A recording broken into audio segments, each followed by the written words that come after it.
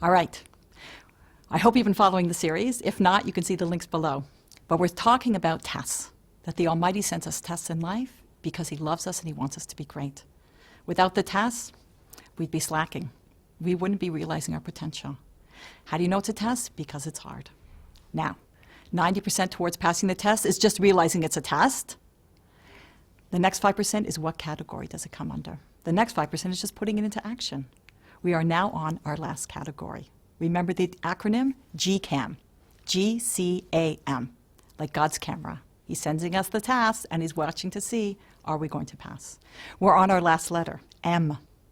M is my will versus God's will. My will versus God's will. Imagine it's Rosh Hashanah Yom Kippur time, and there aren't that many weeks left before we're there.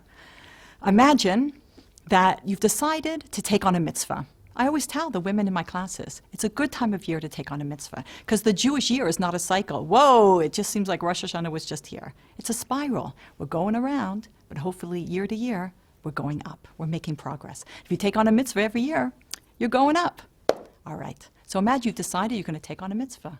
What's the mitzvah? You decided, you know what? I'm not going to be completely Shomer Shabbat, but Friday night's going to be sacred. I'm going to unplug everything, the iTouches, the iPhones, the i's, and we're going to have a family dinner, and we're going to like it. We're going to make it Shabbat. Who knows what we're going to do the next day, but at least Friday night's going to be sacred, because Judaism is not all or nothing. Whatever you do counts. Okay, so now it's the first Friday night. Oh, you unplug everything. It's a family dinner. It's so beautiful. You light the Shabbat candles. The next week, your husband makes Kiddush. The next week, you invite friends. He's giving it to our Torah. This is so beautiful. That Sunday, you get a call from your friend. Your friend goes, you know how our cousins all get together every year, right? Your friend's cousins?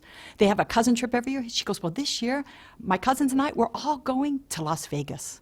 But one of my cousins had to drop out at the last minute. And you can take her space. And it won't cost you a dime, because she can't get a refund. Won't cost you anything.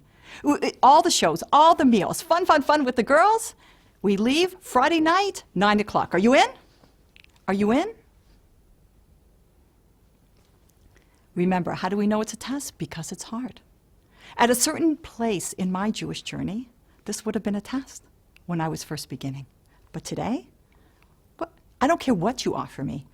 What amount of money, what material possession. I'm not getting on a plane on Friday night for anything. So for me, it's not a test. It's not hard. I'm not going. Is it a test? If it's hard, it's a test. And what's the test? It's not giver versus taker. It's not connection versus estrangement. It's not acceptance versus rejection. This is my will versus God's will. My will versus God's will. It's the tension, it's the choice between what I feel like doing versus what I want to do. I want to have Shabbat with my family. I feel like going to Vegas. I want to be a patient mother. I feel like yelling at my kids. I want to keep kosher. I feel like eating the shrimp scampi that's coming by. It's when it has to do with a very important mitzvah. What I want to do versus what I feel like doing. That's the last category. My will versus God's will. It's your choice. I'm Lori, Almost Live.